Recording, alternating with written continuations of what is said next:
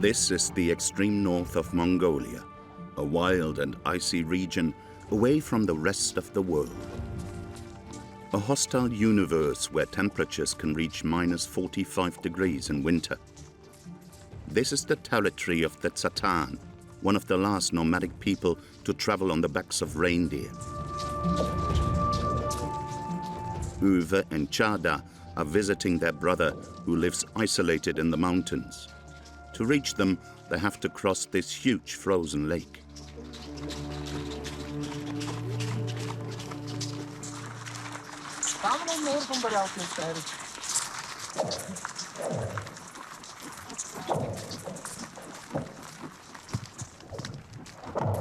That's the sound of the ice contracting and expanding continuously throughout the day.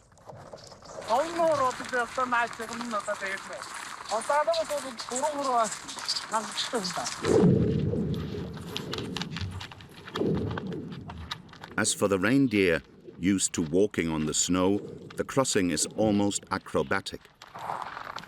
The two men have been crossing the mountains and snowy passes for 2 days now. Their brother lives completely isolated in the heart of the taiga. In this simple teepee.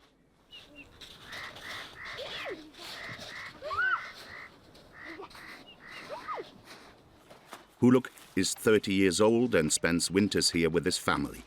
His wife, Hulan, and their 3 children.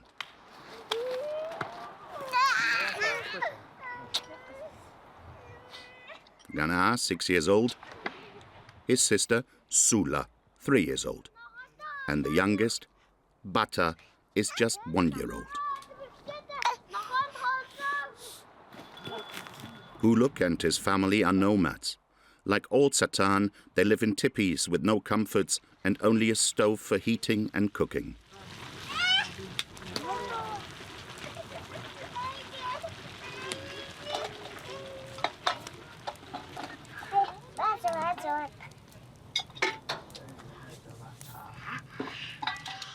The family lives in a space of barely 10 square meters, which Hulan is very proud to introduce to us.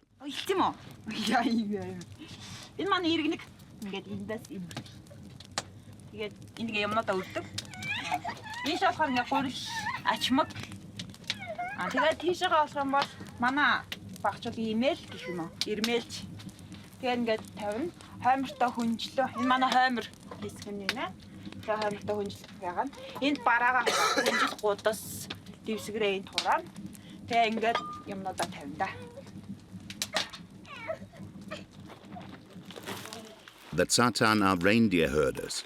Huluk owns 40 of them. Like all Tsataan, he has developed a special bond with them.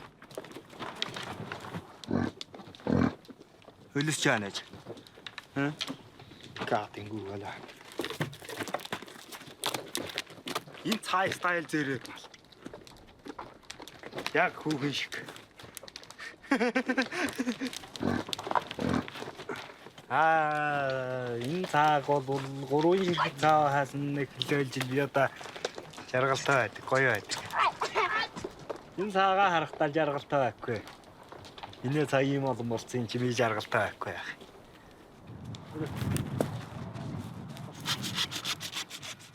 His brothers have come to help him. Once a year, he has to cut the antlers off of the reindeer. Ça leur fait pas mal.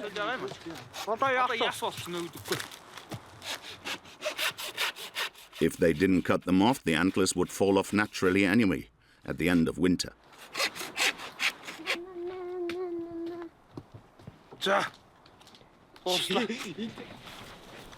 All of the antlers will be sold and then exported to China, where they're used for traditional medicine.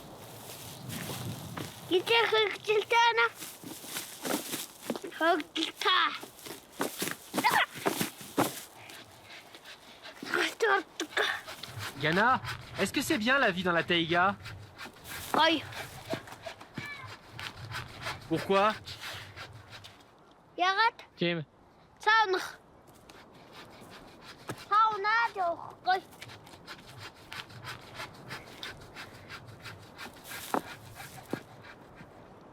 Бас Snurkaj.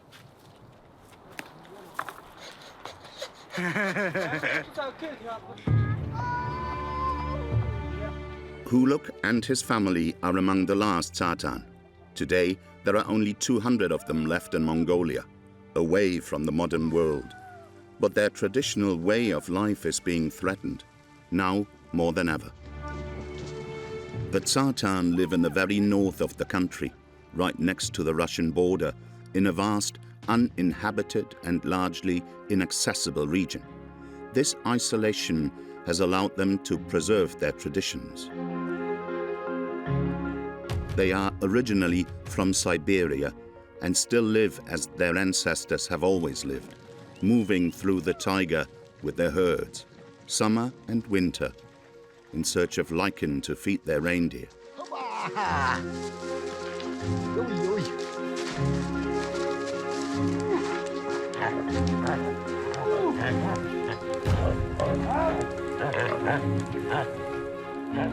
Animalists believe that spirits hide behind everything and every living being, and that the shaman is the bridge between them and this invisible world.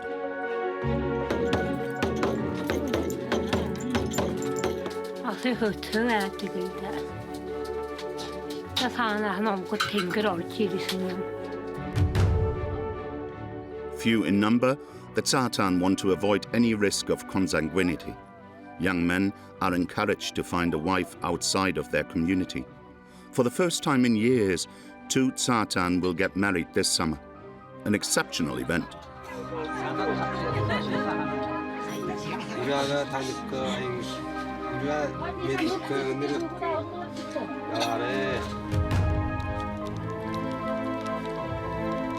But now, all of their traditions are being threatened. Technology is sneaking its way inside the teepees. It's hard to escape the temptations of the modern world.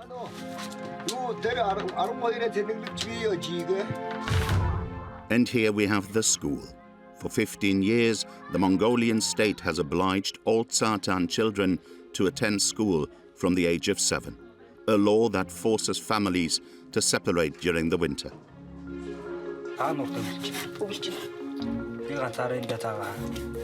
At the other end of the steppe, a striking contrast. Here is the capital of Mongolia, Ulaanbaatar, with its modern buildings.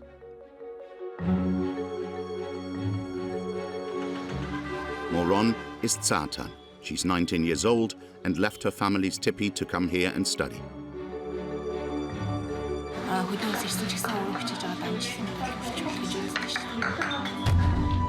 For a year, through winter and summer, we spent our time getting to know these unknown and fragile people.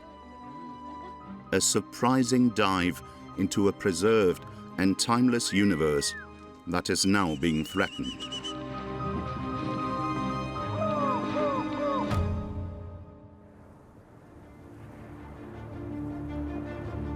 To reach the Tsataan, we traveled more than 1,000 kilometers across the steppe.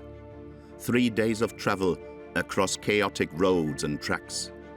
We also crossed bridges over rivers, which didn't always inspire confidence in our driver.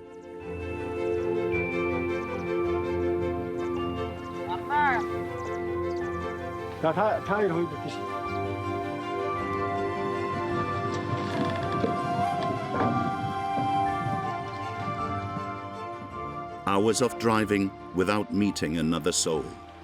There weren't any signposts here or telephone networks. Suddenly, at a bend in the road, in the middle of nowhere, in a forest full of larches, a truck came to a stop. It has been stuck here for 24 hours, with a group of travelers, including 4 women and a small child.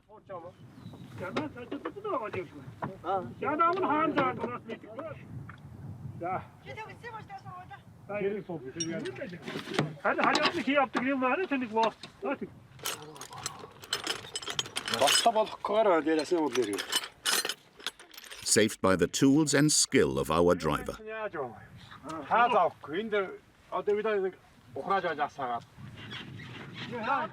Without his intervention, who knows how much longer the passengers would have had to wait, stuck in the middle of nowhere.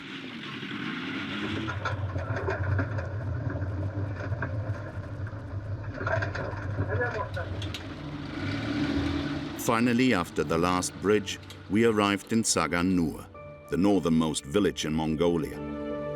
There are some scattered houses at the edge of a huge lake, home to 1,200 inhabitants. Their last stop before entering the world of the Tsataans.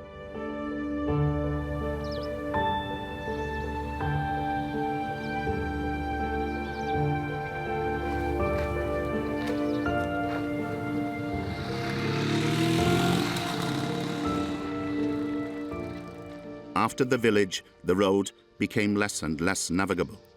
We had to abandon our all-terrain vehicle and continue on horseback.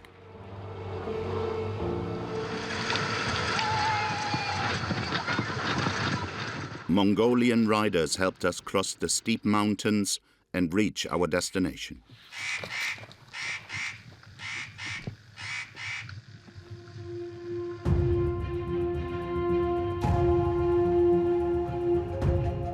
A valley at an altitude of 2,000 meters, where the Tsataan gather to spend the summer.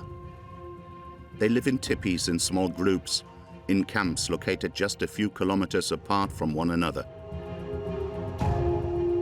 Each family has its own herd of reindeer. In the summer season, around 2,000 animals are gathered in the valley.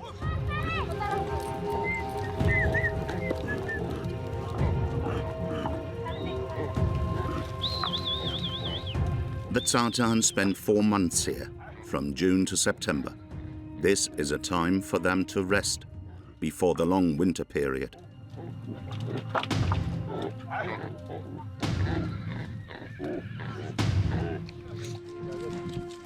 But for Maksa and Urche, the summer is going to be busy. Their eldest daughter has informed them that she wants to get married. This morning, the parents are expecting a visit from the future husband's best man, who has to make an official request. Maksa, the father, doesn't seem very well inclined.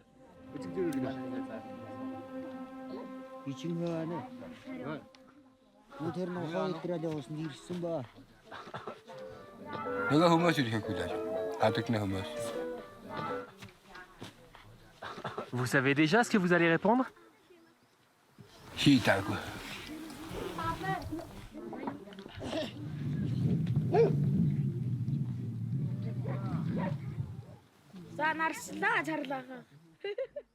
The witnesses are coming. Inside the tipi, Urche, the bride-to-be's mother, looks cold. The main witness is this man wearing a red deal, a traditional Mongolian outfit. He has to hand over a blue scarf symbolizing the eternal sky. If the father accepts, the deal is done. The witness stands up to make his speech, but this is the exact moment that the parents choose to leave the tipi.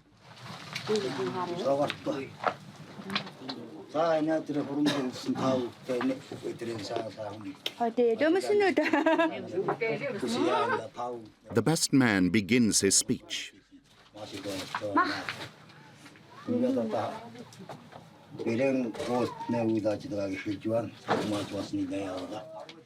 He's so nervous he doesn't even realize that the parents are no longer there.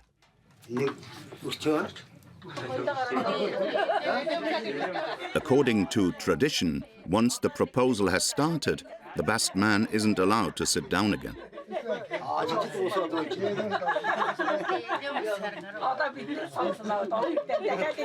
Finally, after 15 minutes, the parents return wearing their best tunics.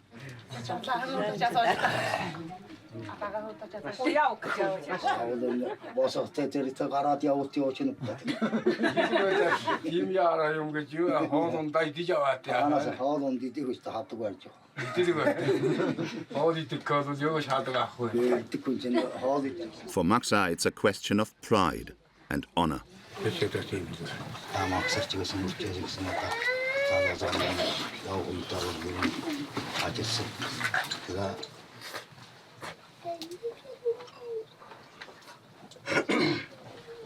Maksa has to make the bride wait for as long as possible. The longer he waits, the more he proves how important his daughter is.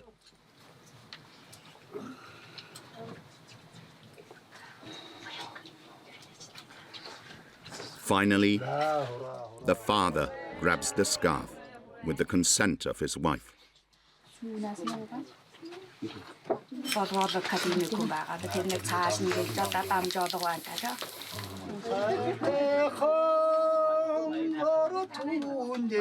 The witness can finally relax with a glass of vodka in his hand. This is the signal for the man of the valley. A few days later,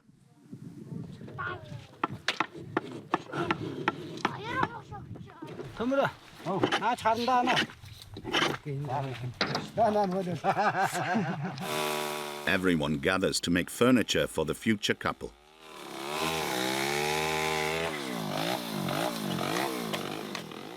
Où avez-vous appris à faire ça?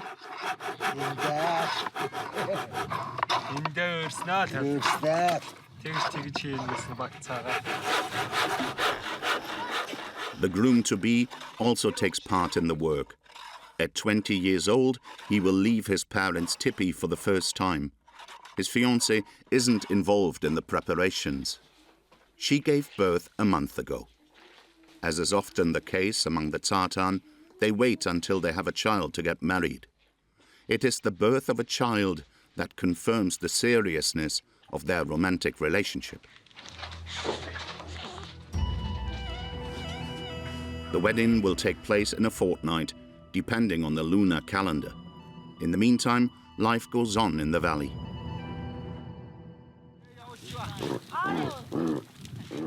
A few kilometers away from the parents of the bride and groom-to-be is Boucheaud's camp.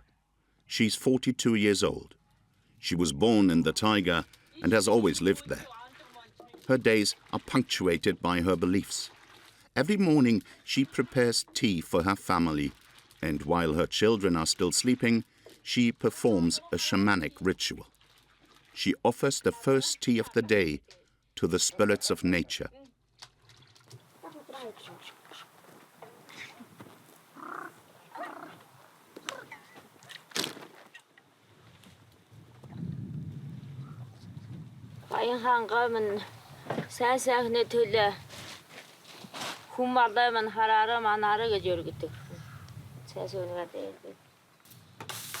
The Tsataans are animists. They believe that spirits inhabit nature and all living beings.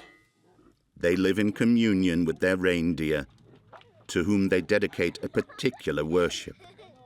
And like Boucheaud's husband, they consider it a privilege to look after them.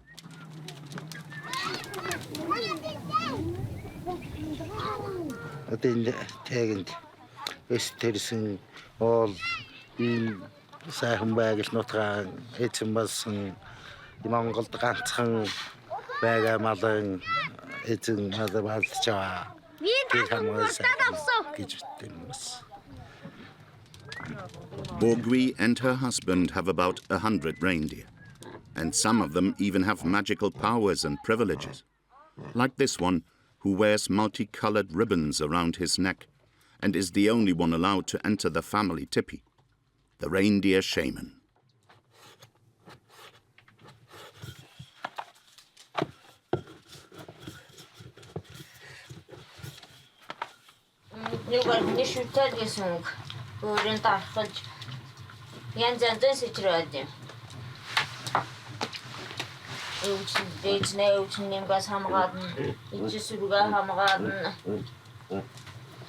C'est un esprit qui possède le renne, c'est ça?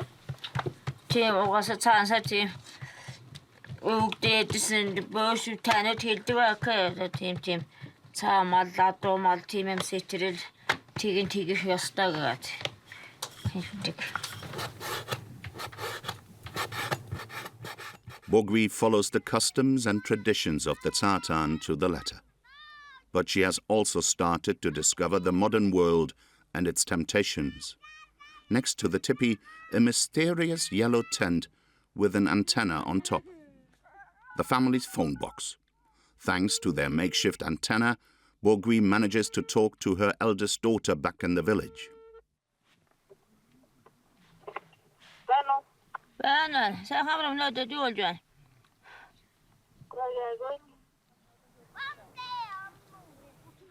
But this morning there's no time to linger. Bogui has to help with the wedding preparations.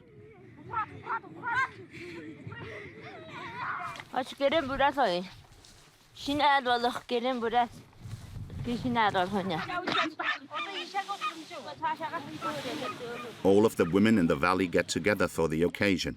They even brought out their old manual sewing machines for the occasion. Machines from another age, maintained with great care.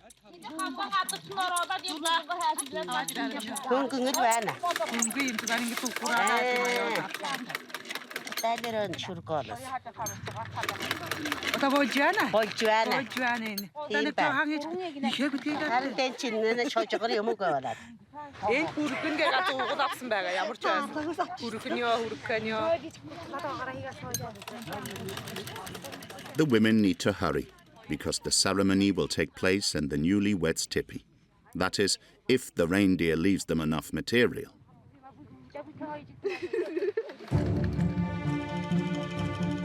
Six days later, the long-awaited moment arrives. The bride, groom, and their witnesses ride white horses, a lucky color that symbolizes the purity of their union. The couple is dressed entirely in purple, and 100 guests await them.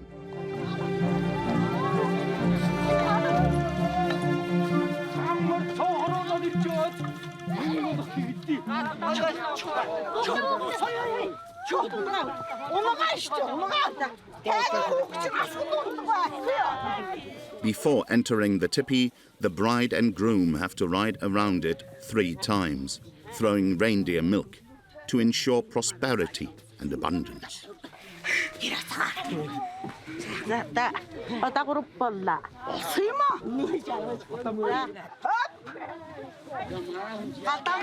Inside, the guests are seated on the floor, eating and drinking. A table of honor has been set up for the parents at the back of the tipi, the most sacred part. Shy and emotional, the young couple doesn't say a word. The father of the groom gives them a leather lasso, a lucky charm.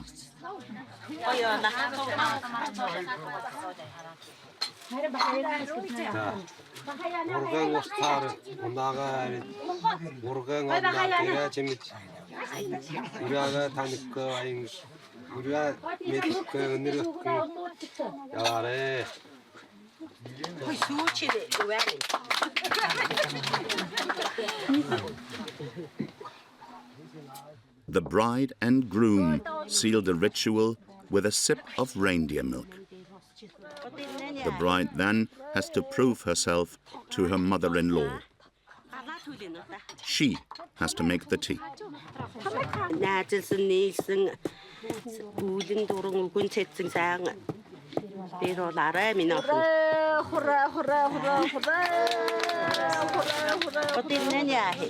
By making the tea, she proves that she's capable of feeding her family.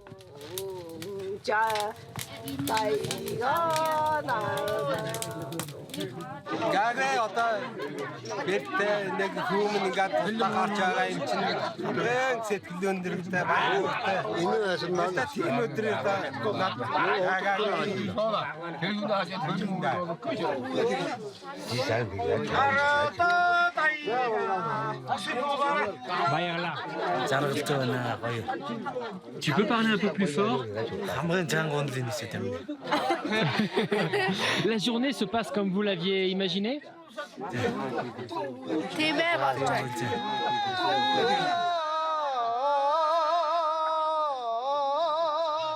As a gift, the young couple received around 50 reindeer, a present from Maksa, the bride's father.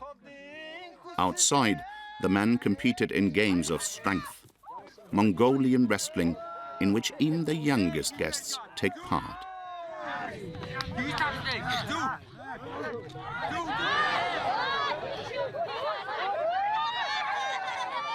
The nomads spent all summer long in this high valley, where food and reindeer are abundant.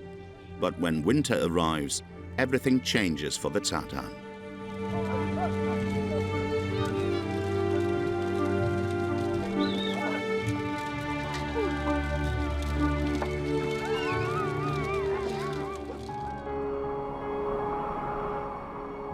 As soon as the first snow falls, the Tsataan take their reindeer further north into the mountains, where they can find lichen to feed the herd.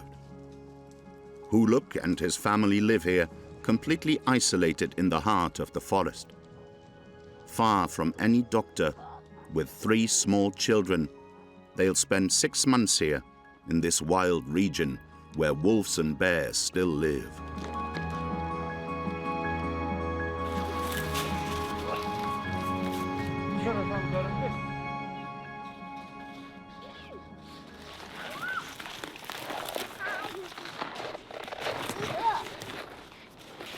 At 3 and 6 years old, Ghana and Zula are already doing some of the housework themselves.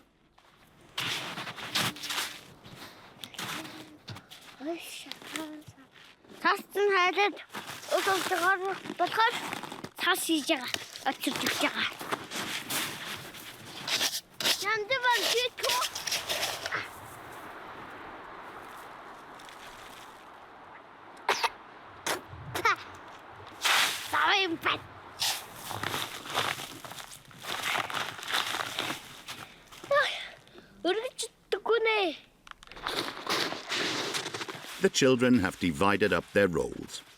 Ghana does the heavy lifting, and Zula prepares the water for the tea.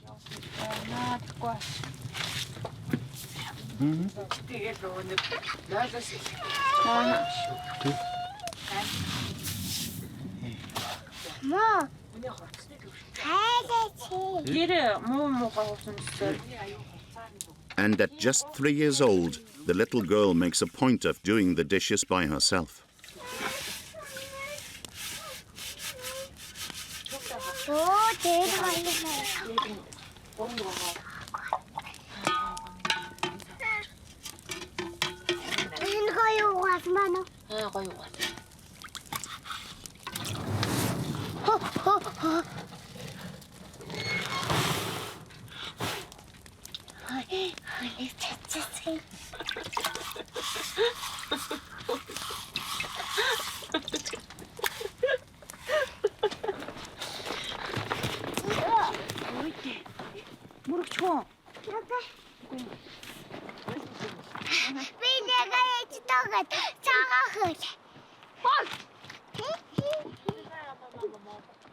Huluk and Hulan only kill 1 or 2 reindeer a year for food. They don't raise them to eat them, but for their milk, which they drink in large quantities.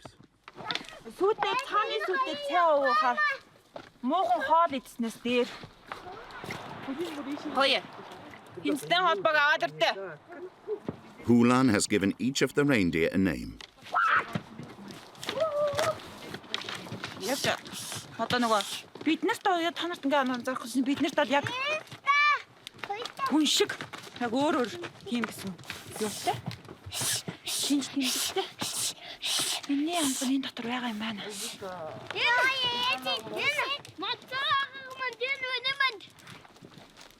In winter, the temperature is between -10 and -45 degrees centigrade. Despite these extreme conditions, the children spend most of their time outside. Looking after the reindeer is one of their favorite hobbies.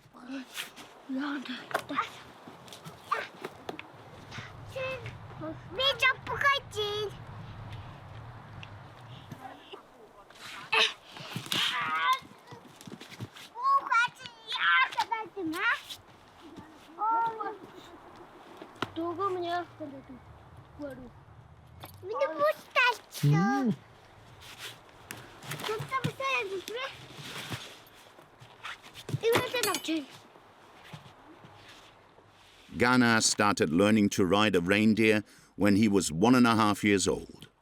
Now his father takes him to the mountains every day to look after the herd and teach him how to be a herder.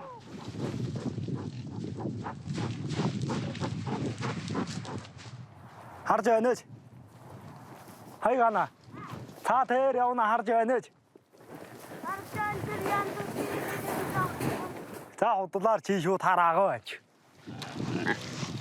His father has been training him for a year.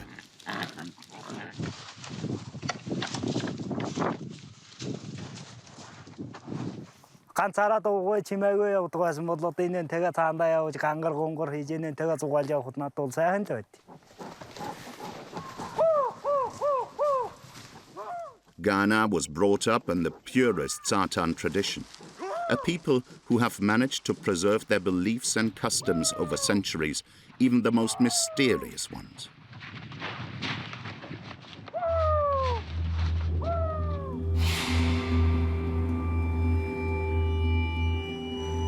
Lost in the middle of the taiga is a small wooden hut.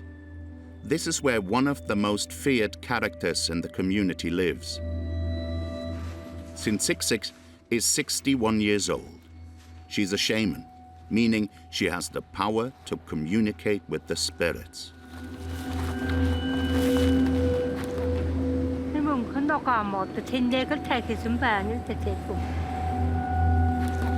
This tree keeps its needles all year round.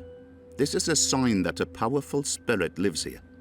Only a shaman has the right to approach it and honor it by hanging ribbons on its branches. All Tsataan believe in spirits. They believe that spirits live in every being and every living thing. Sintsiksik is the link between this invisible world and the human world. She's one of the Tsataan's 3 shamans.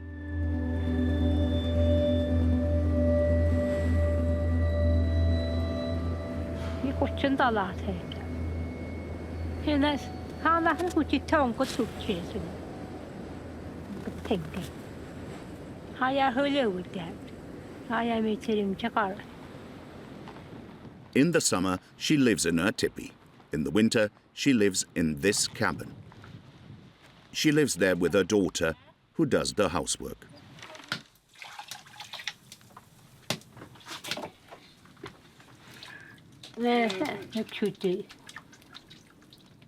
The offal of an ox killed the day before is laid out on a simple plastic sheet. Her daughter carefully sorts through it. It is in this cabin that the Tsataan come to consult her.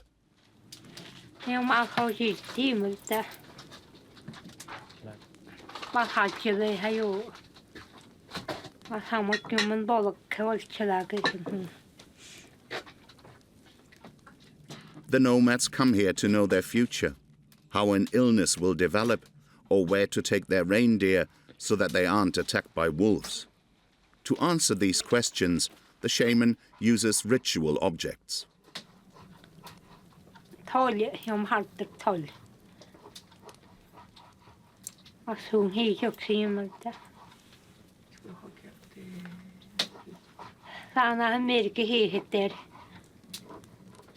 Sintsiksik always answers very concisely.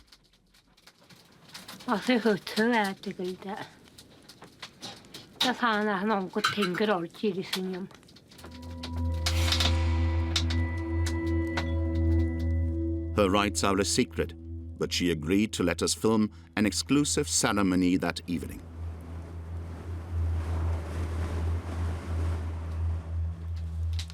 Once a month, she has to contact the spirits so that they can transmit their messages to her. If she doesn't, the spirits might take revenge, attacking her or her relatives.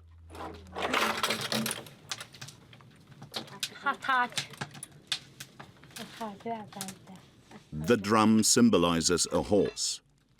Through this drum, she can travel through the world of the spirits. Sintsiksik has to wear a special costume because the spirits will take possession of her body and see our world through her eyes.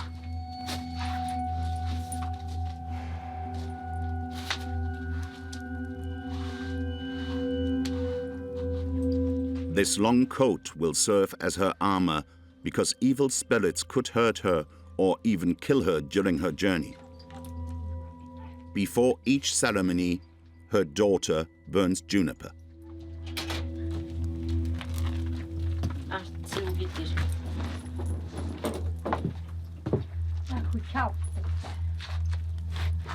Pierre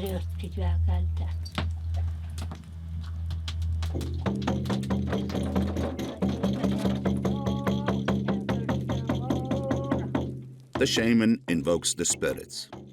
She gradually goes into a trance. She no longer feels pain. That's it. The spirits have taken possession of her body.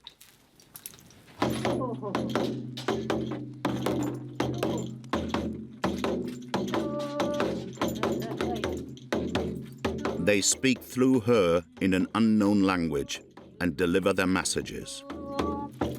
The trance lasts for 2 hours.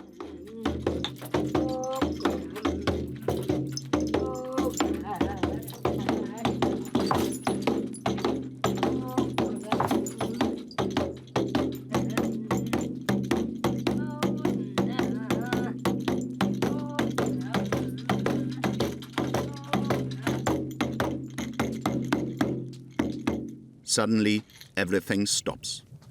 The shaman remains prostrate.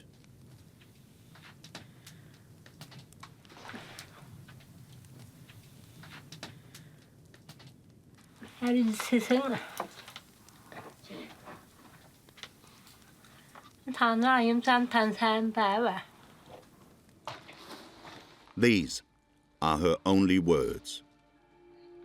The spirits have given her other messages, but she will have to hand-deliver them to the people they belong to.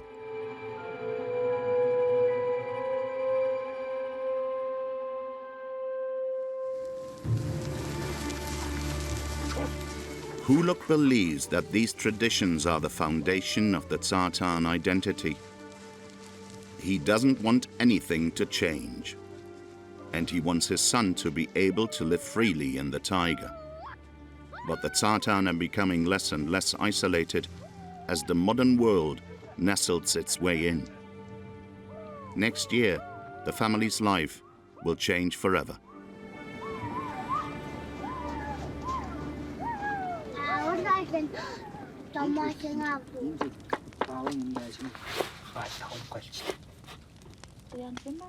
For the past 10 years, the Mongolian government has made it compulsory for nomadic children from the age of 7 to go to school.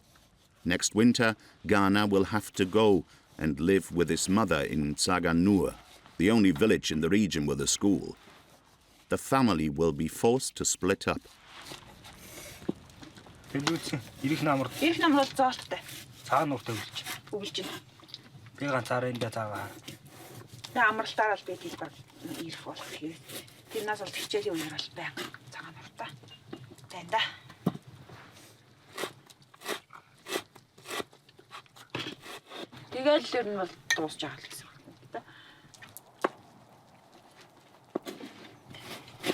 Ulan, est-ce que la taiga va te manquer?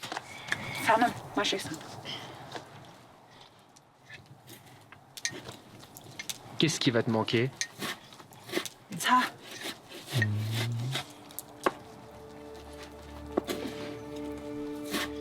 Hulan knows it. Their nomadic life will never be the same again. From now on, she will spend all of her winters in the village with her 3 children, far from her husband and her reindeer.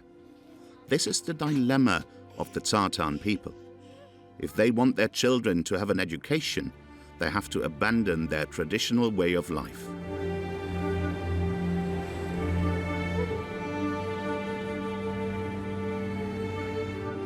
At the foot of the mountains in the plains, there's a wooden house made of logs.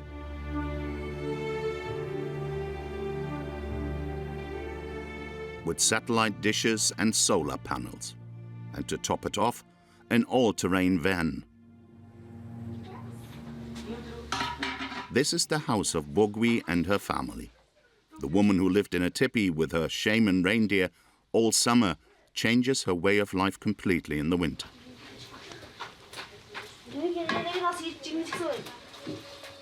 She lives alone with her children, while her husband spends the entire winter in the taiga, looking after their reindeer. The house is organized like a teepee, a singular space where everyone lives and sleeps, and in the middle, the essential stove. The only notable difference is the television, which captivates the children's attention.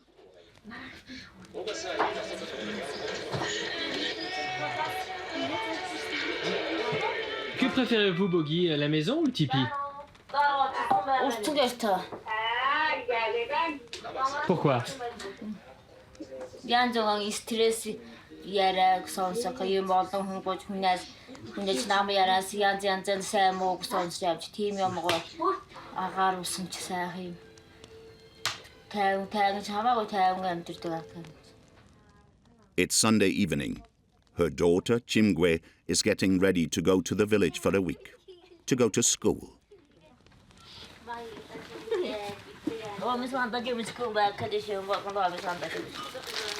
Chimgwe is almost 13 years old. She has been going to school for 6 years.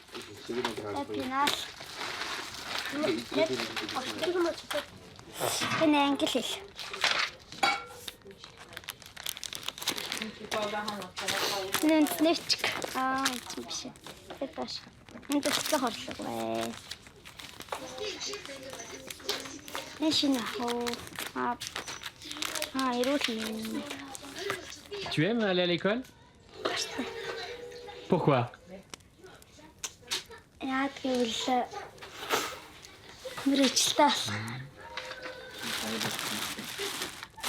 Everyone goes to bed early because we have to leave at dawn tomorrow.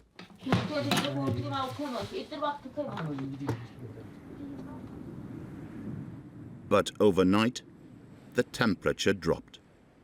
The diesel froze in the van, so the man had to heat it with a torch.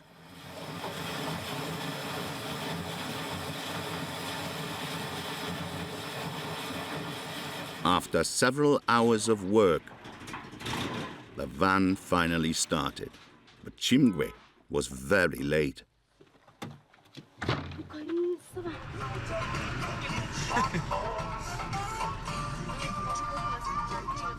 The van cut through the steppe and took small, chaotic roads when possible. It took more than 3 hours of driving to reach Tsataan, the village in which the school where the Tsataan children are enrolled is located.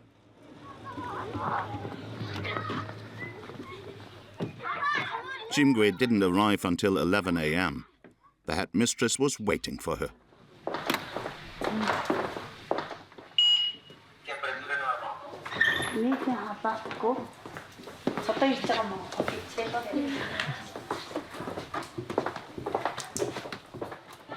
Oyun Badam has been the headmistress of the school for 8 years.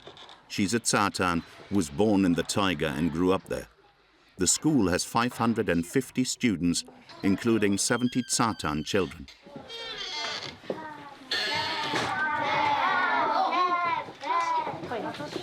The courses run from primary school to high school, and you can even find a reindeer in the school hall.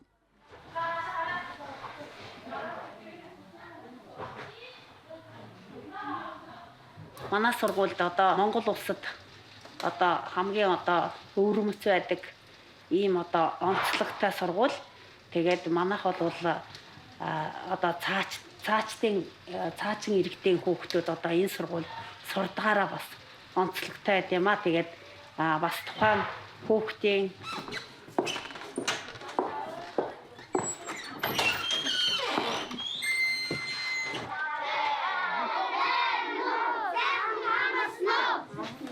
In the younger children's class, the teachers often use televisions.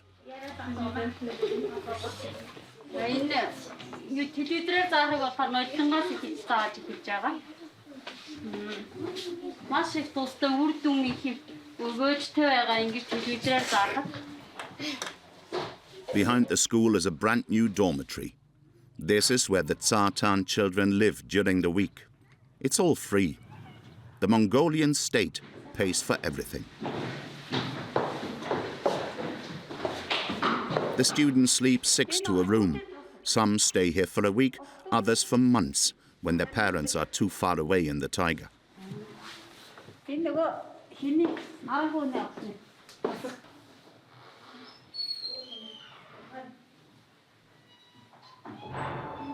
Est-ce que c'est aussi bien que chez vous?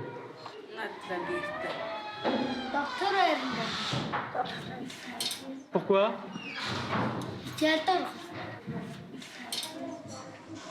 While the children stay at school and the women live near the village, the men go alone to the taiga. It's the period of the great winter transhumance, a key moment in the life of the Tsataan. Every year, at the end of autumn, the nomads take their reindeer to the mountains in the far north. They go deep into the taiga to find areas rich in lichen.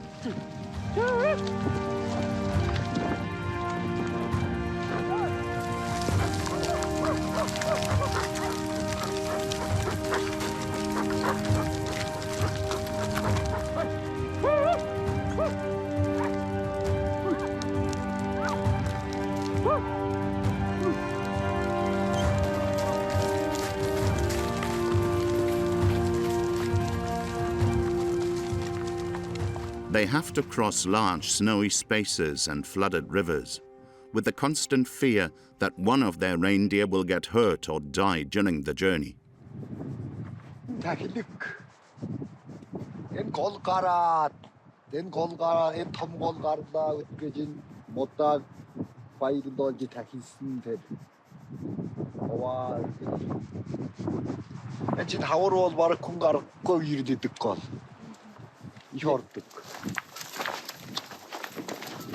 To get the spirit's favor, you have to throw 3 stones on the altar.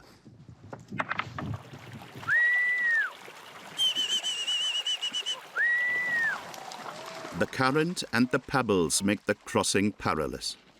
But the spirits are watching and the herd crosses safely. The nomads ride for 8 hours a day. Breaks are rare.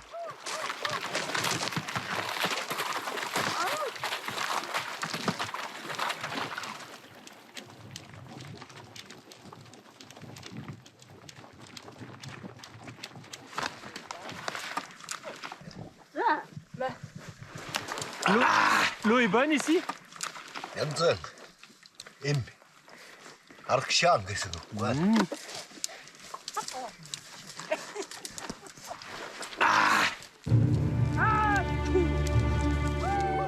Finally, after 2 days of traveling, they reach their destination, a completely isolated valley, rich in lichen, which they have only recently discovered.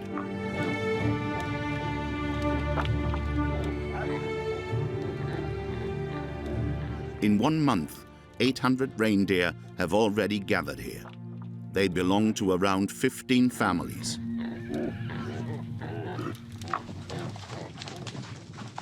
On one of the mountain sides, at the edge of the forest, the Tsataan have built this hut.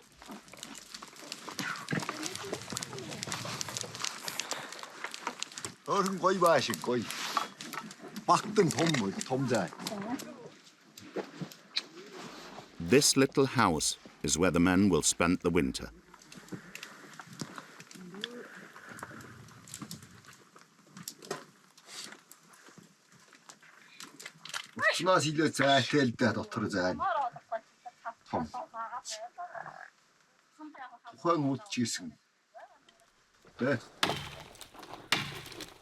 But before they even unpack their things, the Tsataan have a priority that might seem surprising in the middle of the taiga.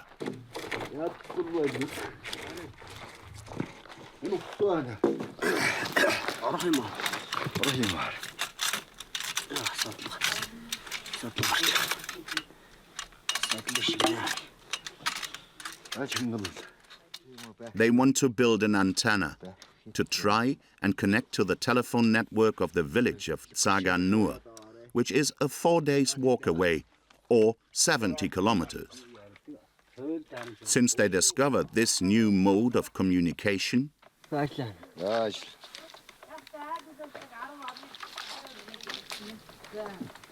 Tsataan can't do without it, at least when it works.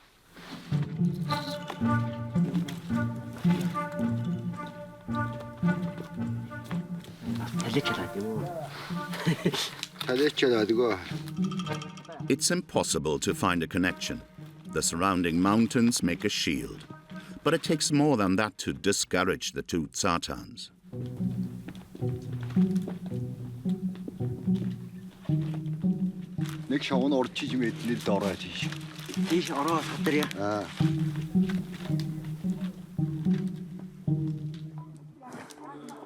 The men live here from November to April, taking turns every month to join their families back in the village. Some young Tsatans refuse to endure this uncomfortable lifestyle and prefer to try their luck in the city.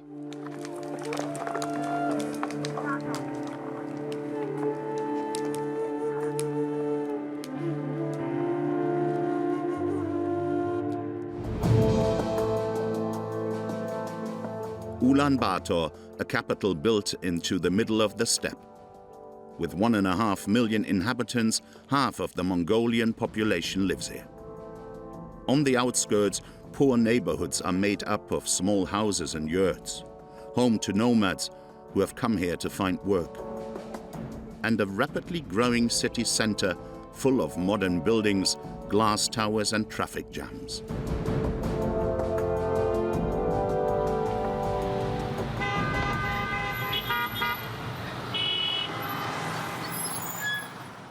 A world that Moron, a young 19-year-old Tsataan, has only recently discovered. She left the taiga 2 months ago to begin her studies. Гэртээ буцаж хармаар санагдсан. Ирээд нэг тоноод бүр амар чимээ мэмэнд хэцүү байсан, төвчрлэн хэцүү байсан. Тэгээд бас агаар бүр анх ирж хахад нөгөө агаар солигдоод нэ бас нүүр мөрөн дээрээс нэлээд юм гарсан агаар ус солигдоод тэгээд тийм цэвэр агаартай газраас ирсэн болохоор энэ дээрээ бас нүүр ам дээрээс юм гараад одоо л гайгүй болж байна. Moron doesn't want to be a reindeer herder. She came here with a dream of becoming a sports teacher.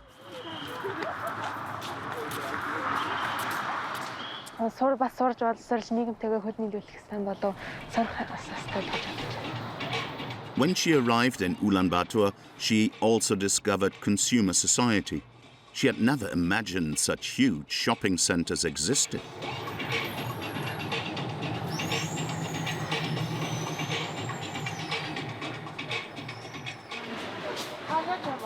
Inside, aisles of beauty products, windows full of watches and luxury items imported from the West.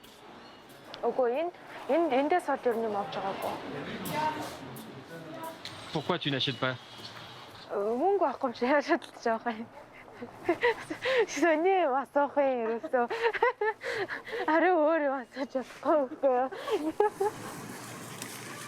In Ulaanbaatar, Moron benefits from an accommodation reserved for the humblest students.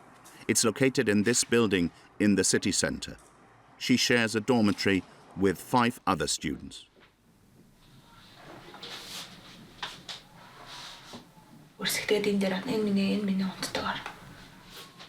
This bed costs her 20 euros a month. To help the Tsataan, the Mongolian state has decided to pay an allowance to all adults, whether they decide to stay in the taiga or opt for another life. Тайгийн мөнгө нэг 200 мянган төгрөг өгдөг. Том хүн 200 мянга гэдэг. Тэрүүгээр сартаа буухад нь хүмүүсээ цоглуулж авдаг. Тий авч чадна. Гэхдээ бас юу ядын дутдгийг. Хүртээс хангалттай бол авч чаддаг. Тэгээ бас хувцсан хувцас хичээл номны хэрэгсэлгээд зөндөө юм хэрэгтэй болдог. Despite the difficulties, she doesn't regret her choice and hopes that others will follow her example. Одоо тайгийн хүмүүс маань ингээд илүү их эш яврагшаа ирж явах соёлтой одоо миний доотлын үе миний үеийнх нэтэр илүү их энэ Улаанбаатарын хүмүүстэй хөлнийлүүлж зэрэгцэж соёлж ингэж яваасаа тийм ээ тэгээд энд сурлаа гэд тэнд их хэлээ мартчихгүй нутгаа мартчихгүй те тийм бид нэр ингээд тайгийн хүмүүс гээ тайгийн хүүхдүүд гээд энд юу ч мэдгүй ингээд тусгаар тус тийм амьдэрч. Moron will finish her studies in 4 years, but she told us that she no longer wants to return to life in a teepee in the heart of the taiga. But surprisingly, she's an exception. Because today, despite the temptations of the modern world, most young Tsataan people want to continue with tradition and remain like their ancestors, the guardians of the last reindeer in Mongolia.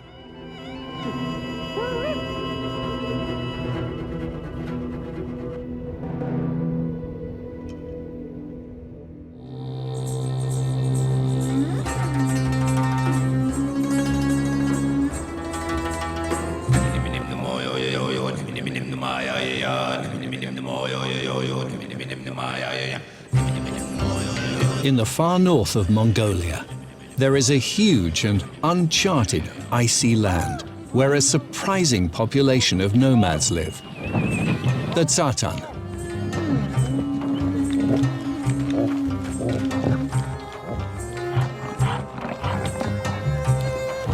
They are known as the reindeer people.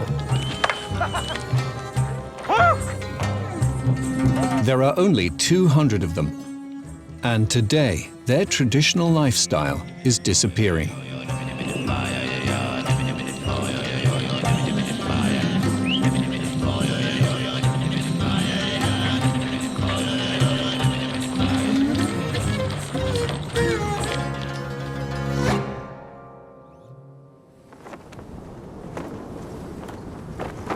Finding them involves a long expedition.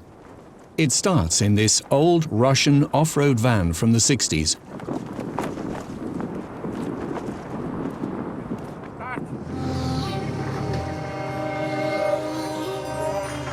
It will take me 7 days of traveling.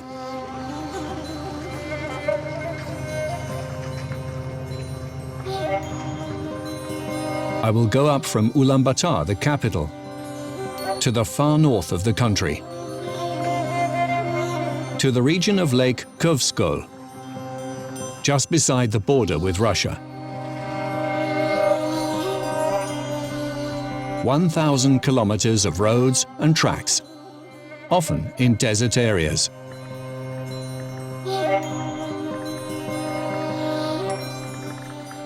Where's the bridge? The bridge? You're not on the right track. You have to go in that direction. Go that way. In the north, you have to cross frozen rivers.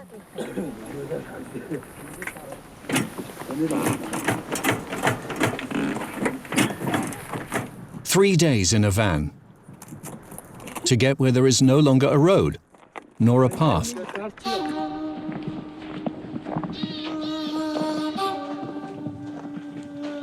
We delve into the taiga, where only a few Mongolian riders like my guide still manage to find their way around.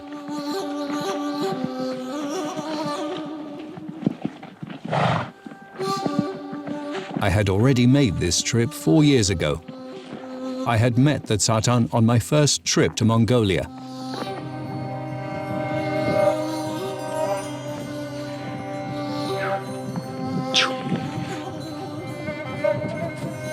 I'd met a community of nomads, worried at seeing their traditions disappearing. I wanted to come back to film them before their way of life changed.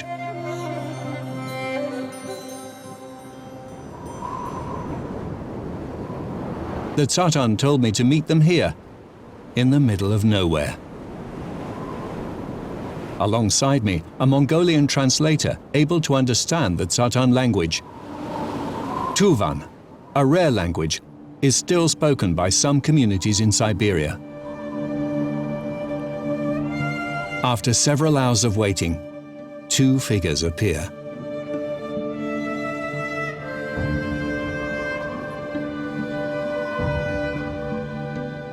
They come riding on reindeer, the only animal able to cross the icy paths of this mountainous region in the middle of winter.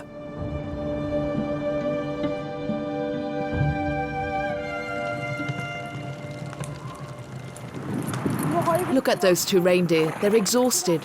I don't know what to do. They can't travel the road ahead of them. They're too tired. They won't be able.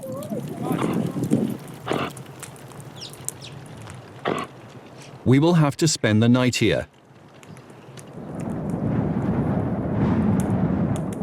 It is minus 10 degrees.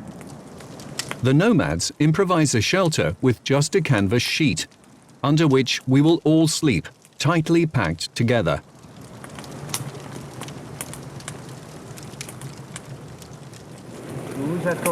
It looks like the snow is stopped. Yes, it's snowing less. It's good to let the reindeer rest. I'm going to add more wood onto the fire.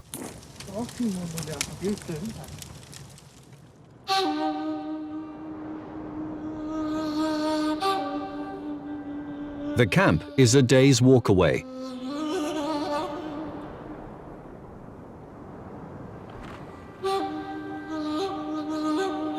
I'm struck once again by the feeling of total isolation, which had made such an impact on me during my first trip.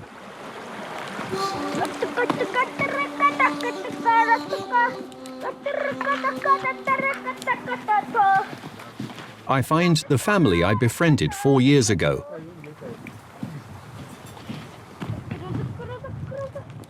Magsa, the father, is still dressed in his traditional blue tunic.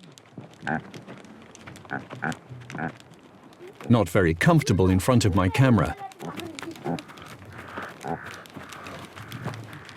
His wife, Urchi, and their youngest son. Get out of the way! Stay over there! Dad, I managed to catch it! Sugara, 9 years old.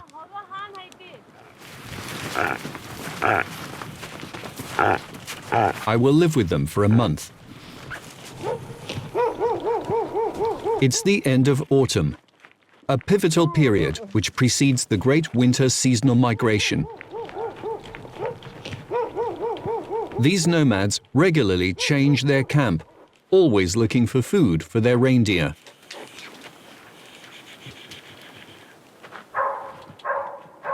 We're always looking for lichen. We follow the reindeer. Yes, we follow them. That's why we live in the taiga.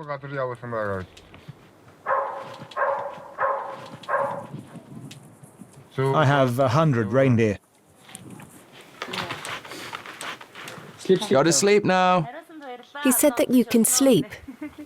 I can't sleep anymore now. Because of me. Oh, sorry. He was filming you. I didn't know.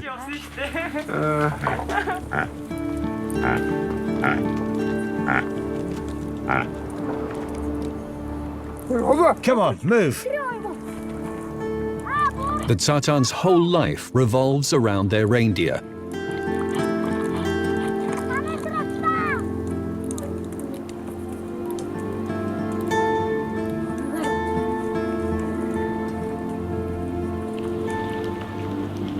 In the camp, the animals roam around between the tents. And sometimes this cohabitation is a bit turbulent. Why did you undo it? Even attached, it's dangerous. This morning, one of the males is in heat and is particularly aggressive.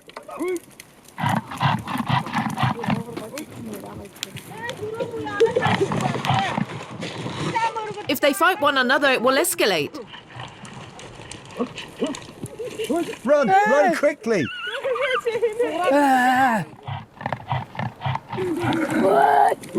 Sugura, come.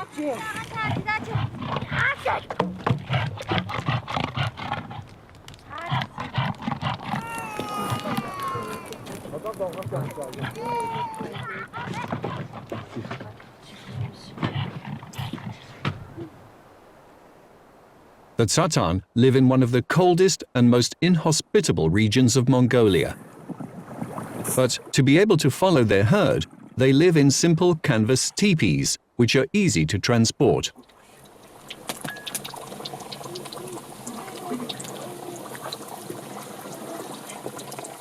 Don't spill it on your feet. It's hot. I'll put it here afterwards.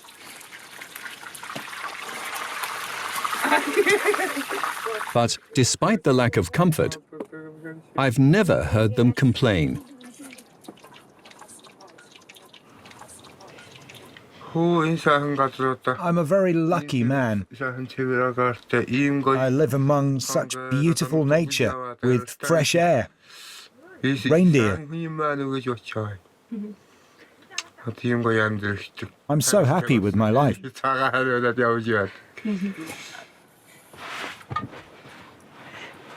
Here in the taiga, We do what we want to. We're free.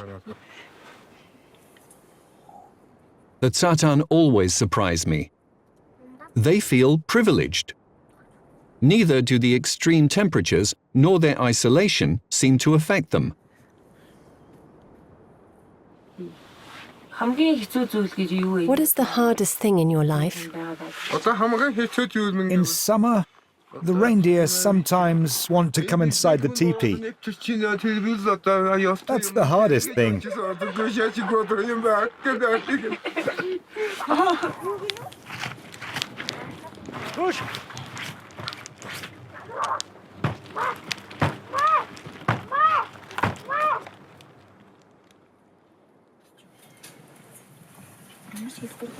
We don't want a different life. Staying here is enough for us.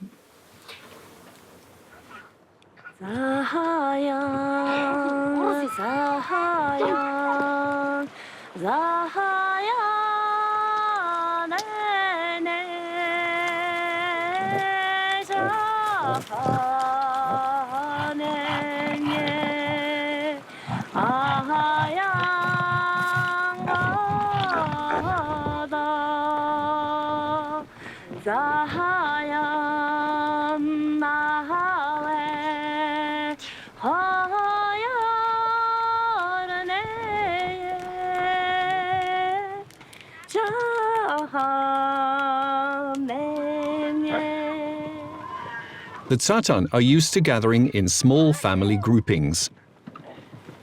Next to Magsar's teepee is his cousin Huluk. He lives there with his wife Hulan and their son Ganar. I'm 25 years old, and my wife is 26.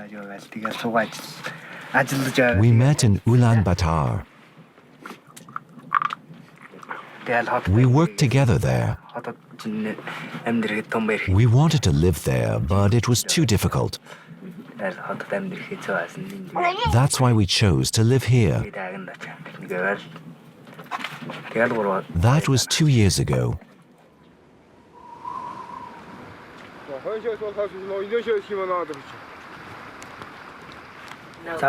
I was born here. This is my mother's land, my family's land. I was free to live elsewhere, but I had to come back here. I could never live anywhere else. Hulan, Huluk's wife, is not Tsataan. She had never experienced nomad life before, and of course, she had never lived in such a hostile environment.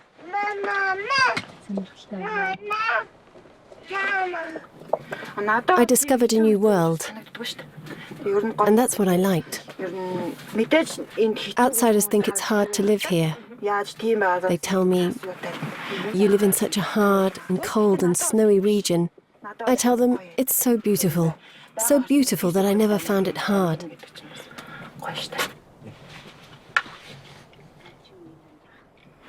At first, I had to get used to the climate and to these temperatures. Now it's okay. I'm totally acclimatized to it. I'm so proud of my wife. She's so strong. She could live anywhere, even on this difficult land. She loves me, and she can follow me anywhere.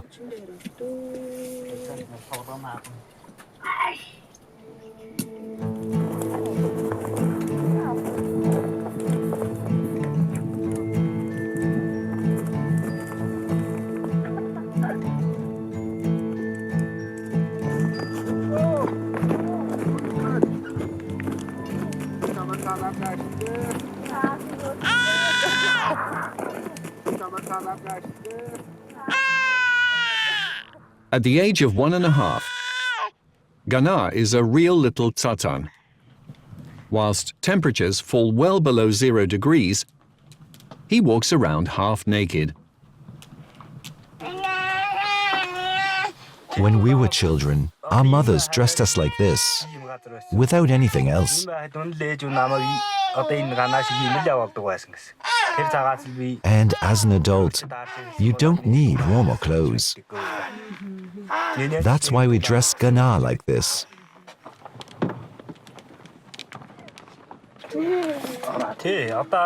The first year was easy. He spent his time sleeping and eating. Now it's more complicated. He walks and he always wants to go outside. And with the cold, it's difficult to always protect him. You're so cute. Come here so I can kiss your little cheeks. My son is already posing. Stop, he's not a star. Oh, you saw the camera. He's coming close. He's curious.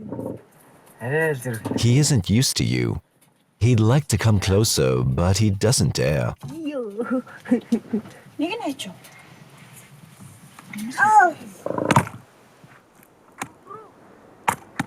At the camp, little by little, I lose the notion of time. Life trickles by, simple and repetitive. Only the chores of wood gathering and reindeer milking give rhythm to the day.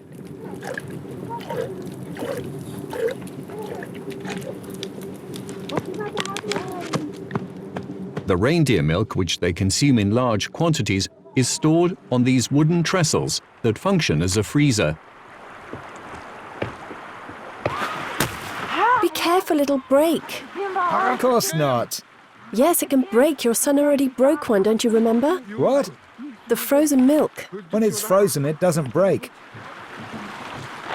I can break. I'm fragile. You're funny. You throw fragile things and never solid ones. I'm telling you that frozen milk doesn't break. Don't worry. Even if it breaks, it doesn't spill. If we had a meat grinder, we'd already have finished cutting the meat.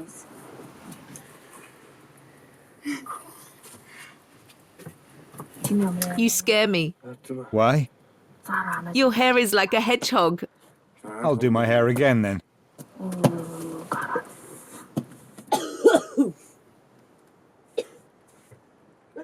You're beautiful.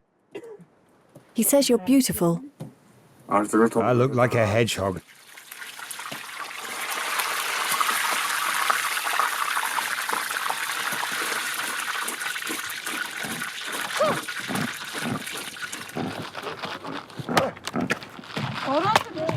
I have now been here for 2 weeks.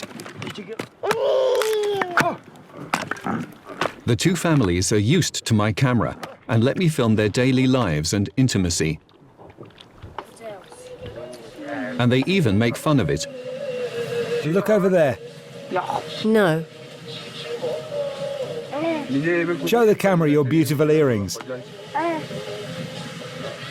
No.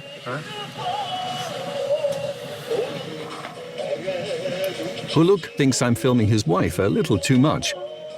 But I only find this out once I get back to France and have their conversations translated.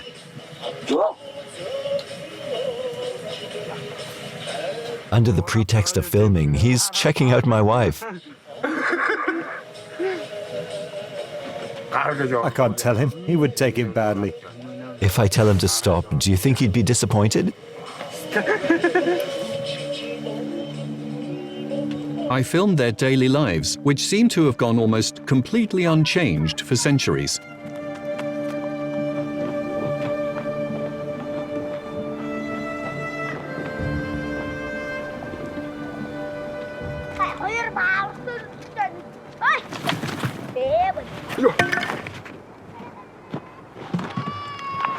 Hey, what are you doing? I'm taking it for myself.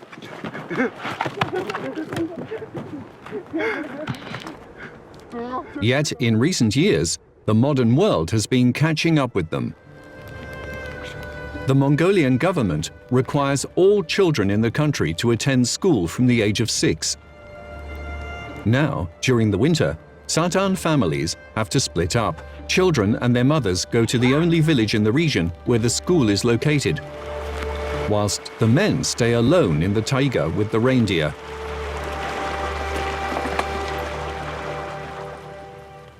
It depends on the age of the child. If the children are under 6 years old, the family can stay together in the taiga during the winter. But when the child has to go to school, they cannot be left alone in the village. That is why their mothers stay there with them. Now, our children have to go to school from the age of 6. So we can't stay in the taiga. We have to go to the village because we worry about them. If you don't send your child to school, no one will know, not even the state. We don't want that. If the child does not go to school, what will become of him? He will not be able to read, count, or even write his first name. He will not be able to have a good life. Sugara, would you rather stay here with your family or go to school? Stay here. With the family. Of course. Yeah, of course. Do you like school? Do you like school? It's not interesting. It's not interesting. So boring. Do you know of any families who refuse to send their children to school because they don't want to be separated? No, all the children go to school.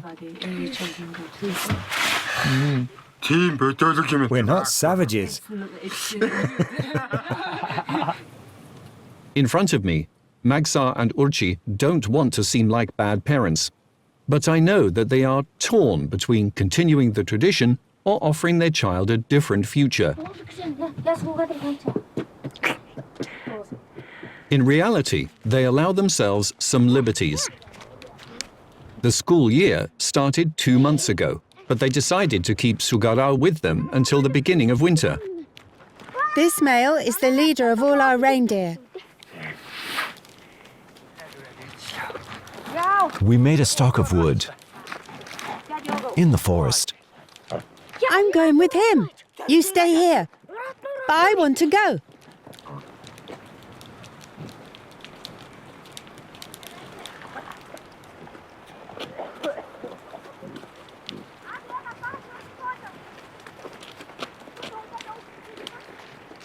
When I said to Sugara that I wanted to interview him, he immediately put on his best deal, the traditional nomad dress. My name is Segura, and I'm 9 years old. I'm a Tsataan. What I like is looking for the reindeer in the forest.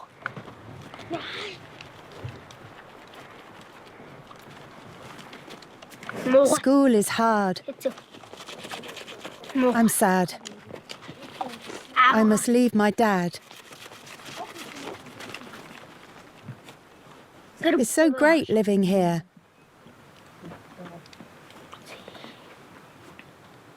With my family and the reindeer.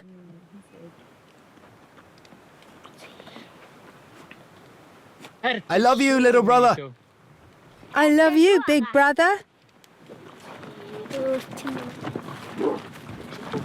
For Ghana, the issue of school hasn't yet arisen.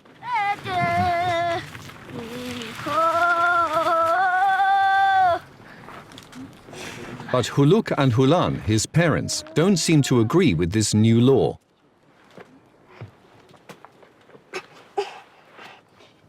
When the time comes, I'll decide. I can't say for the moment. It's our choice. If we want to split up, we'll do so. If not, we'll stay here in the taiga together.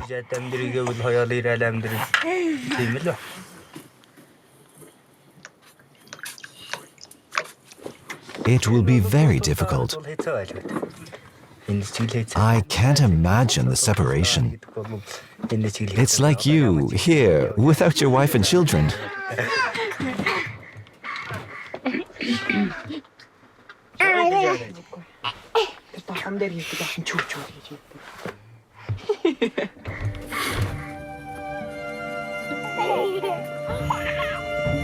In recent days, the snow has started to fall heavily on the taiga. Winter is setting in. The lichen begin to run out.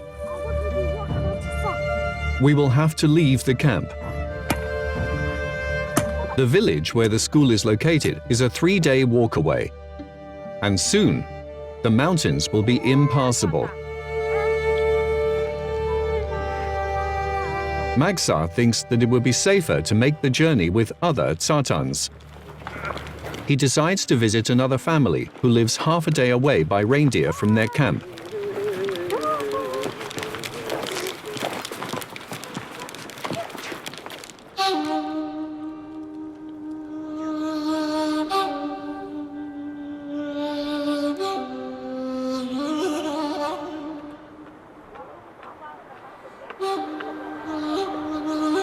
Six adults and 6 children live here.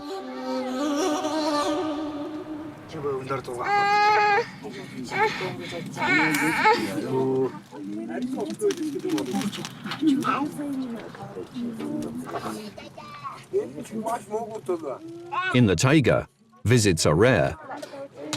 The families improvise a celebratory meal.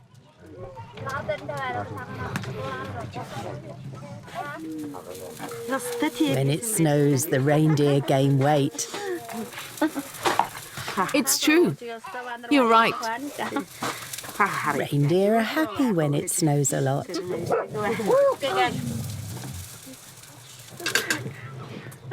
You're too cute.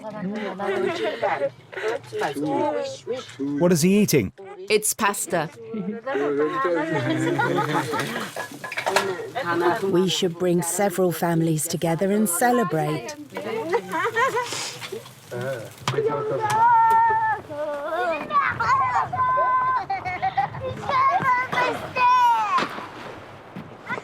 Look, you can slide all the way down. We can remove the branches to slide better.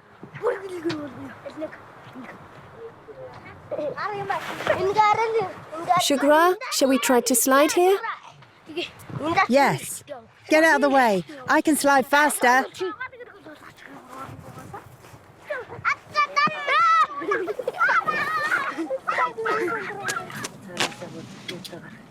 Inside the teepees, the adults are already nostalgic. The time to split up is coming. Now, we have to live separately for several months.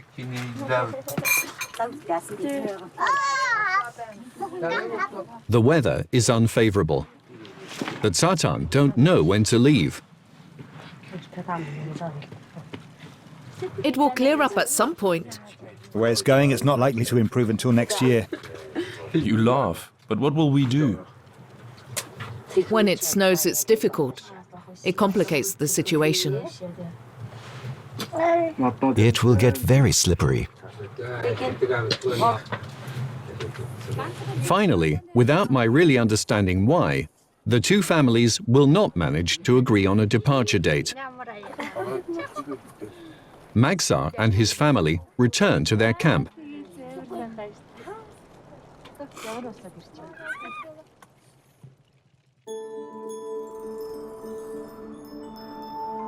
Two days later, the sky is clear.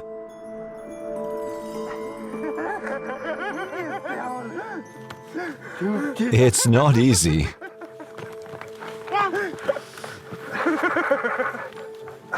The luggage is well loaded this way. Attach it here, that's good. Huluk and Hulan leave first.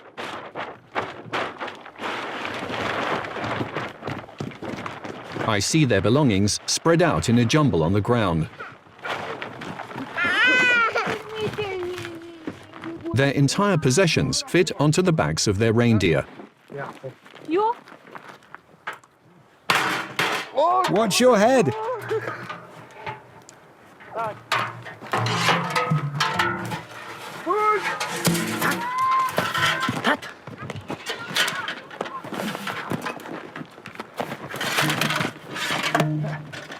Goodbye, my teepee. Goodbye to the place where I grew up. Goodbye to the place where I was born. Goodbye to the water I drink every day. That's what we say every time we leave a camp.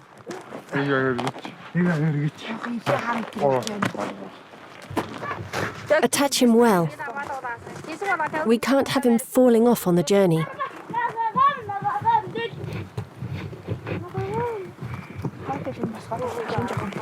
With that, he won't be cold. The clan separates. They won't see one another again until next summer. Safe travels, everyone! You too. Safe travels.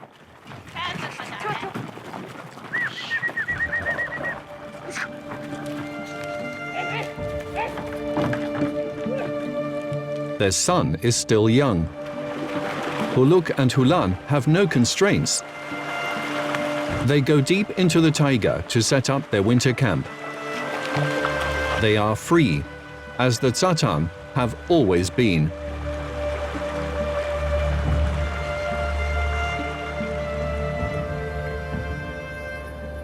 Magsa doesn't dismantle his teepee. He will accompany Urchi and Shugara to the village where their other children already live. Then he will come back here to round up his reindeer and take them further north.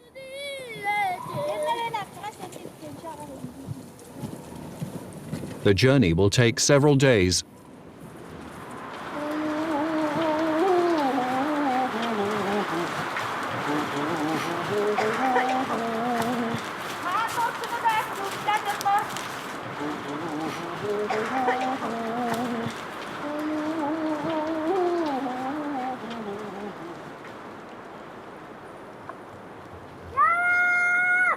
Give me the binoculars. I want to see. I sense that Magsa is worried. The snow that has fallen in recent days masks the crevices.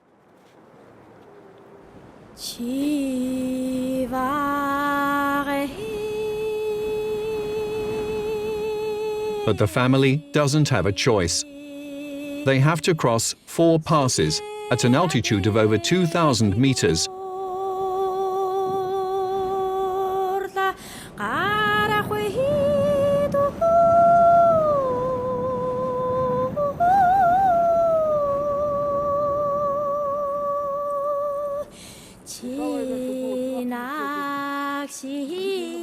They walk between 7 and 10 hours a day.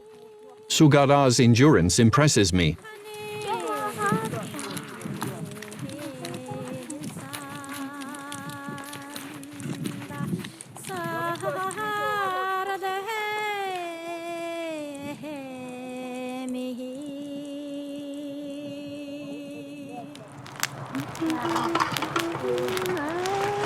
At night, we sleep under the stars on reindeer skins, wrapped in simple blankets.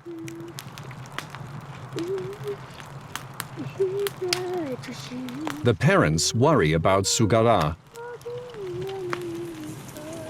Tomorrow morning we'll have to make him soles, otherwise he will be cold. His socks are torn, and his shoes are not suitable. I'm young, I'm not cold. Tomorrow we will make you soles. Magsa is relieved. Crossing the passes was the most dangerous part of the expedition.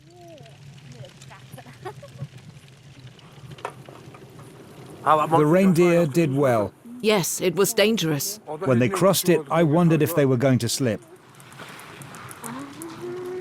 They risked breaking their legs and falling to the bottom of the cliff.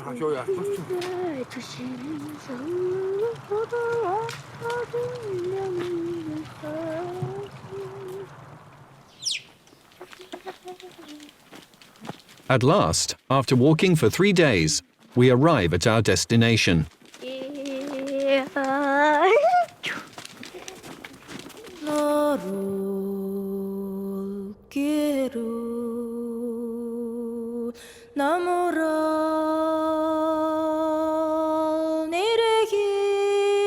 In the plain, a huge frozen lake. This is where we find Tsagaan Nur, the only village in this uninhabited region.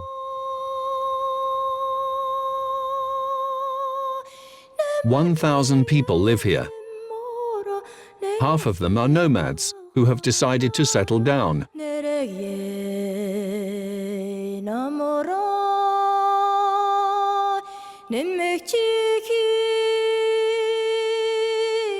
A few kilometers from the village, Magsa built a log cabin 2 years ago to shelter his family during the school year.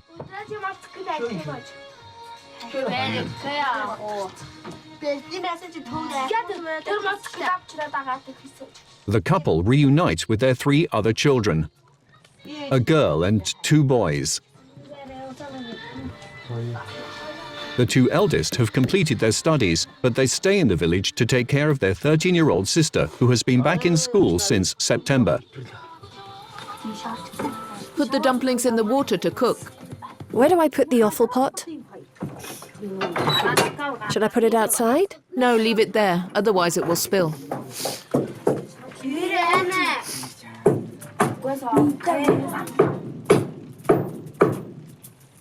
Magsa takes advantage of returning to the village to try to better insulate the walls.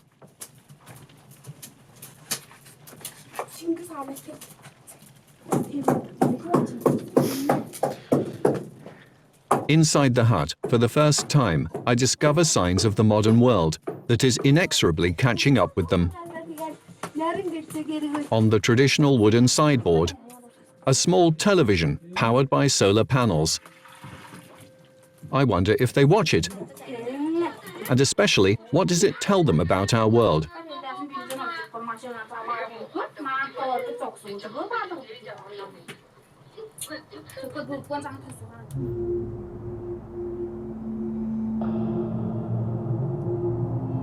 Like all Tsataan, Magsa and his family are animists and practice shamanic rituals.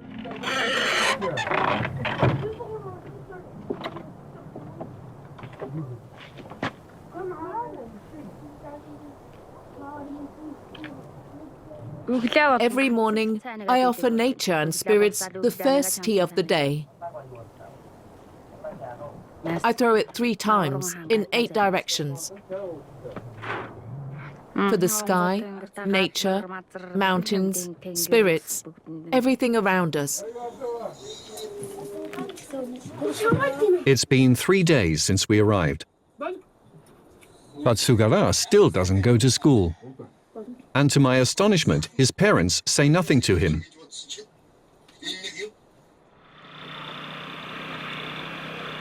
I go to see this school that is shaking up the traditional Tsataan way of life. It welcomes nearly 500 students aged 6 to 18 years. A quarter of them are Tsataan. Please, miss. No, you have not calculated correctly.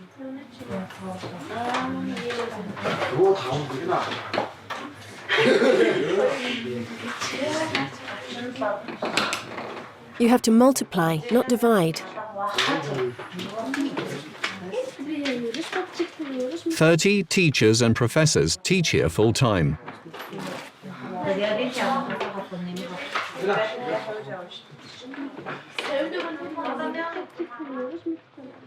The head teacher of the school is Tsataan herself.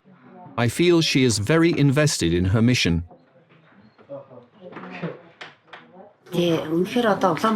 For someone from Ulaanbaatar, it's hard to work here. But I was born here, in this region. I lived and worked in this village. And around 10 years ago, I moved to Ulaanbaatar.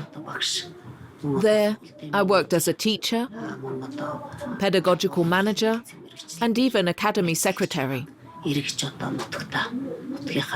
Then I decided to return to my place of birth to bring my contribution. To develop this school, thanks to my experience.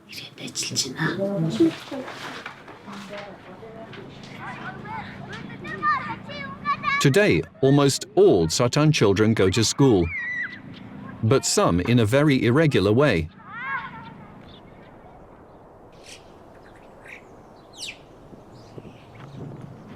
This is the case for Magsa's elder sons.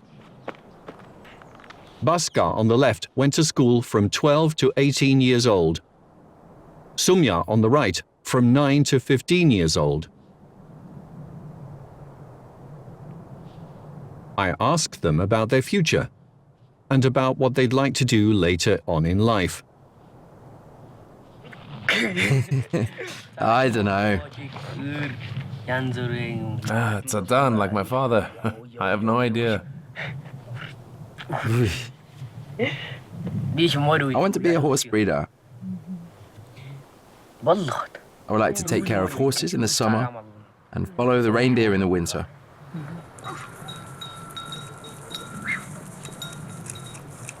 I love this area and keeping cattle.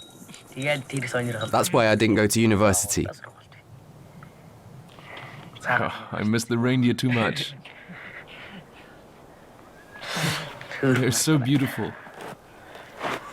And especially so cute.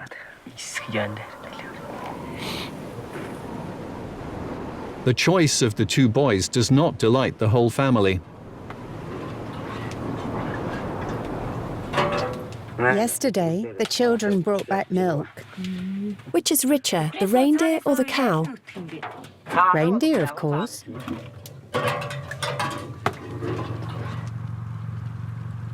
Galia is 72 years old. She is the children's grandmother. She doesn't really understand them.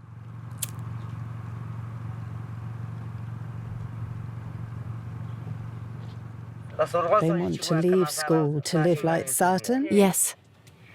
If they really choose this life, I think it's going to be hard for them. Sugara and Samya will grow up, and over time they're going to want to get married. But without knowing how to read or write, it will be complicated to find a wife. They will be forced to stay in the taiga. Later, they might regret it and blame us for it. And say, "Well, why didn't you send us to school?" Obviously, a child does not want to go to school. It's up to the parents to force them.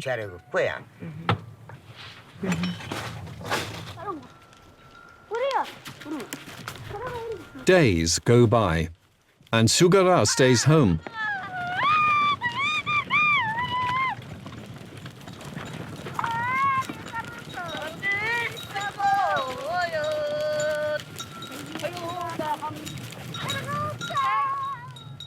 I sense that Magsa is sad and nostalgic. He will soon leave his family and head off to the taiga alone with his reindeer.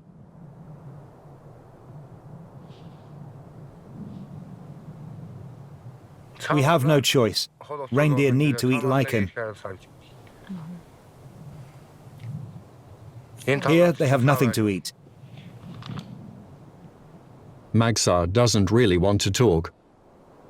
I try to ask him about Sugara, who is still not going to school. It's his choice.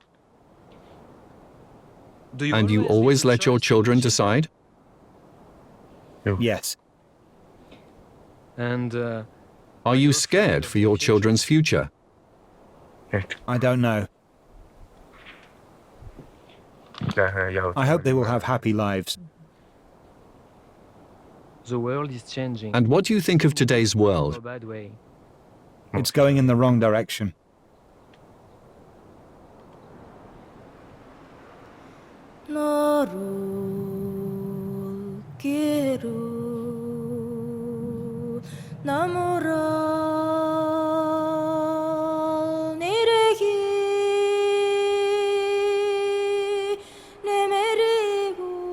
I wonder how the Tsataan will manage to maintain this fragile balance between their tradition and this modernity that is gradually encroaching.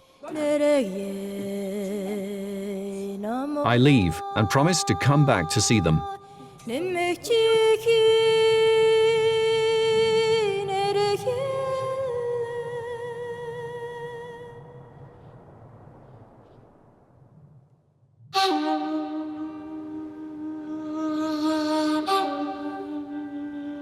3 years later, I am back in Mongolia.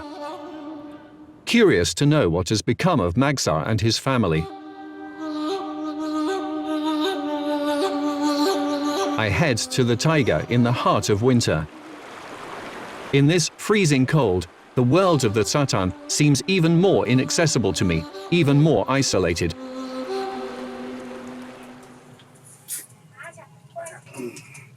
Huluk and Hulan still look so in love. Gana is 4 years old. He has a little sister. I show them the images which I filmed.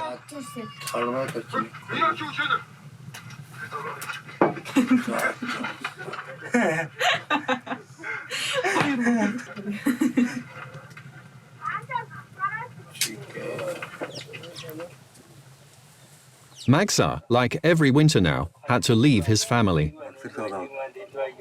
I find him in the mountains, where he joined a group of breeders.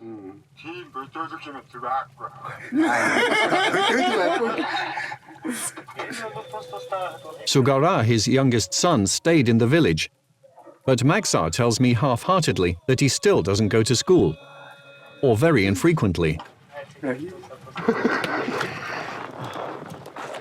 Sumya, the youngest son, is there. This is the first time he's accompanied his father since he left school. Together, they will carry out the great winter transhumance.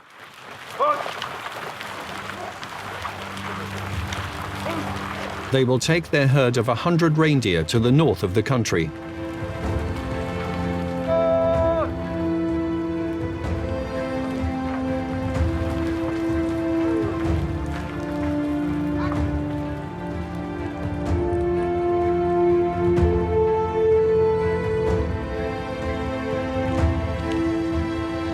The Tsataan delve into the depths of the taiga, as their ancestors have done for centuries.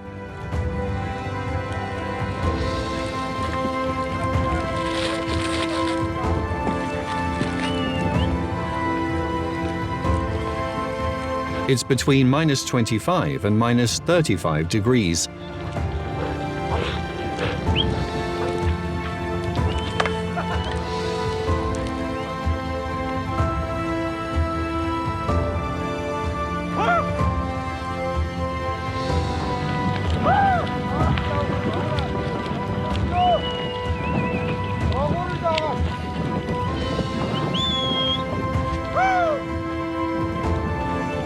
Three days on reindeer back, on a forced march.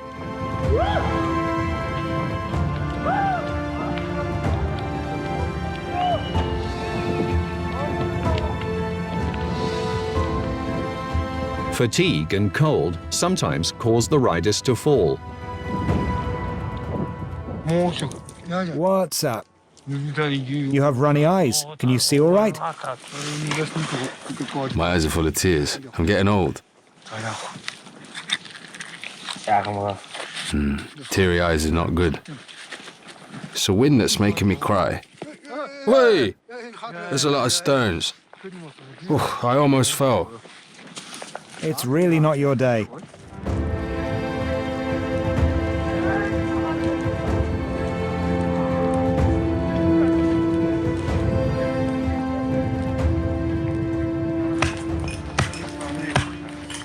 The nomads only stop when they found an area that's rich in lichen.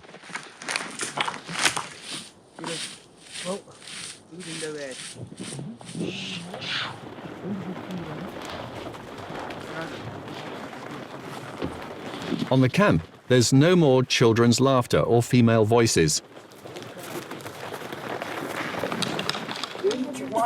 From now on, it's a man's universe.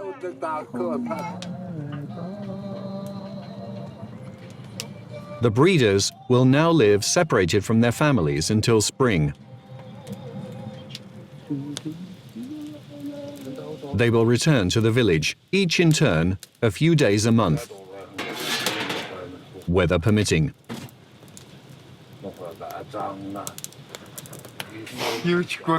When I'm here, I think about my family who are in the village all the time. And when I go down there, I think of my reindeer.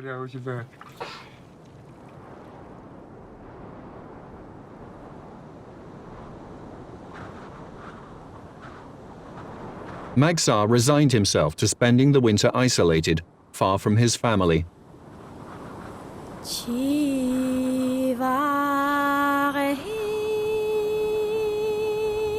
But he wonders how much longer his children will endure living like this. Lost in the heart of the taiga, at minus 40 degrees, under a simple teepee.